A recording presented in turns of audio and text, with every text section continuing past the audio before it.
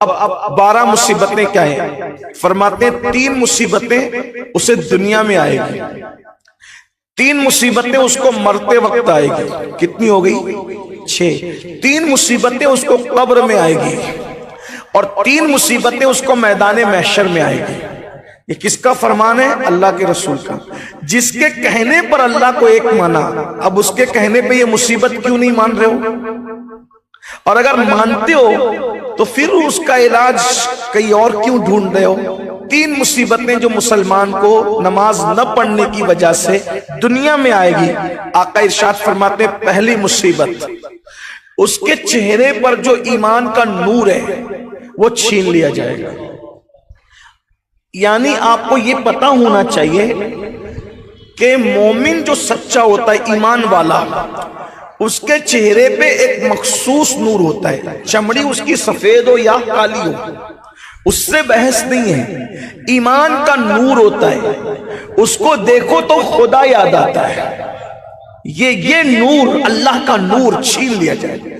Cosmetic item جو ہم خرید کر پیسے خرچہ کرتے ہیں، میں یہ تو نہیں کہتا کہ اس کو استعمال نہ کریں، میں کہتا ہوں اگر اس میں کوئی ناجائز چیز نہ ملی ہو، جدید دور ہے، ہوائیں بدل رہی ہے اور جو ہے وہ ماحول بدل رہا ہے، غذائیں بدل رہی ہے، دنیاوی اعتبار سے اگر اس کا استعمال کرتے ہو، اللہ نے دیا ہے تو کرو، ہم منع نہیں کرتے۔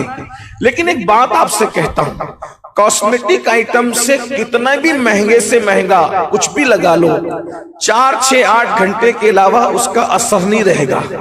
دیکھ کر ابر بدوں پر بھی برسا دے برسانے والے، میں مجرم ہوں آقا مجھے ساتھ لے لو، کہ رستے میں ہے جا بجا تھانے والے۔ اللہ کے بندو، وہ نور ایمانی چھین لیا جاتا ہے، ایمان کا نور چھین لیا جاتا ہے۔ ایک وقت تھا مومنوں کو دیکھ کر اور غیر مومنوں کو دیکھ کر، اسلام والوں کو دیکھ کر، منکرین اسلام کو دیکھ کر دور سے پتا چلتا تھا کہ کون کیا ہے۔ آج بڑی معذرت کے ساتھ نئی بستی میں چلے جاؤ، سلام کرنے ڈر لگتا ہے، کس کو کرے کس کو نہ کرے۔ اگر مسلمان کو نہ کرے تو کہتا ہے دیکھو مولوی لوگ کتنے مغرور ہو گئے، ہمیں سلام نہیں کرتے، وہ تیری صورت تو دیکھ۔ بڑی معذرت کے ساتھ کیا ہو گیا؟ ایک دور تھا تم پہچانے جاتے تھے اپنے چہروں کی نورانیت سے۔ تو فرمایا نماز چھوڑنے کی پہلی نحوست کے چہرے کا نور چھینا جاتا ہے۔ نمبر 2، اللہ اس کی روزی کو تنگ کر دیتا ہے، اس کی روزی تنگ کی جاتی ہے۔ اب میں سمجھتا ہوں کہ 90% لوگوں کی یہ شکایت ہے، حضرت روزی روٹی کو لے کے پریشان ہیں، کیونکہ ہم لوگ تو پبلک سے ٹچ لوگ ہیں، غریبوں کے جھوپڑوں میں بھی جاتے ہیں اور مالداروں کی حویلیوں میں بھی جاتے ہیں، لیکن دونوں طبقوں کو شکایت کرتے دیکھا کہ اچھا نہیں چل رہا ہے۔ 90% لوگوں کی شکایت روزی کا مسئلہ ہے، روزی کا، کروڑوں پتی ہے، لکھ پتی ہے، اربوں پتی ہے، لیکن روزی کا مسئلہ ہے۔ تو اللہ روزی تنگ کرتا ہے بے نمازی کی، یعنی روزی سے برکت اٹھا لیتا ہے۔ اب آپ سوچیں گے کہ جب آدمی لکھ پتی ہے، کروڑ پتی ہے، تو آپ یاد رکھنا پیسوں کی اہمیت نہیں ہے، اہمیت برکت کی ہے۔ آپ پیسے بہت کما رہے ہو، پیسے بازو کی قوت سے کما سکتے ہو، برکت بازو کی قوت سے کوئی نہیں کما سکتا۔ برکت صرف اللہ دیتا ہے، وہ برکت والا خدا برکت نازل کرتا ہے۔ آج ہمارے پاس کھانا ہے، برکت نہیں ہے، مال ہے، برکت نہیں ہے، اولاد ہے، برکت نہیں ہے۔ اللہ نے برکت اٹھا لی، فرمایا اس کی روزی سے برکت۔ اچھا، یہاں آپ کی توجہ چاہتا ہوں، روزی سے برکت اٹھائے، یہ نہیں کہا کھانے سے برکت اٹھائی جاتی۔ کیا فرمایا؟ روزی سے برکت۔ روزی کس کو کہتے ہیں؟ روزی کا مفہوم بہت وسیع ہے عربی زبان میں، اگر اس کو میں اپنے الفاظ میں سمیٹوں اور ایک جملے میں بیان کروں، روزی کو ہر ضرورت کی چیز کو روزی کہتے ہیں، ہر ضرورت کی چیز کو روزی کہتے ہیں۔ دیکھیے کتنی بڑی بات ہو رہی ہے، یعنی جو بھی تیری ضرورت کی چیز ہے اس سے اللہ برکت اٹھا لے گا اگر تو نے نماز چھوڑی تو۔ دیکھ لیجئے، دیکھ لیں آپ، اور ابھی تو لوگ کچھ کم پریشان ہیں.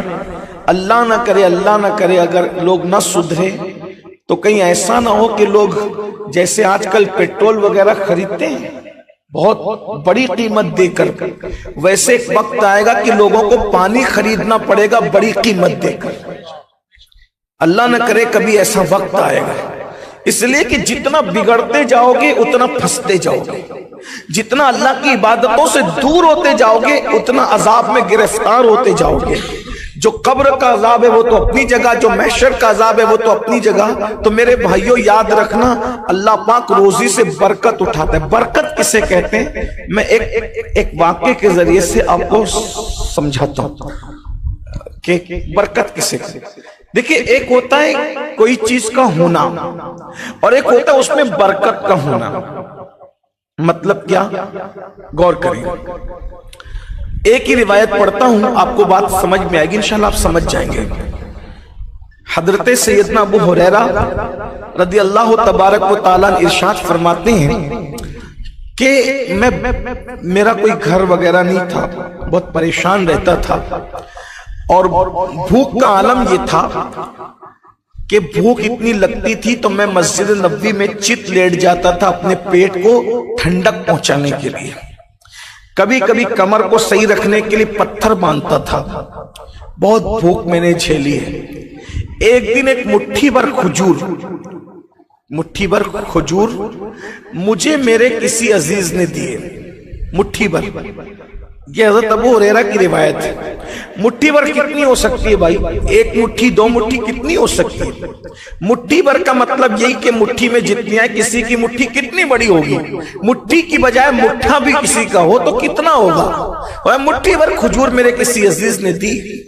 میں نے سوچا کہ ایک کام کرتے ہیں، روز روز کے ٹینشن اور تکلیف سے نجات پا جاتے ہیں.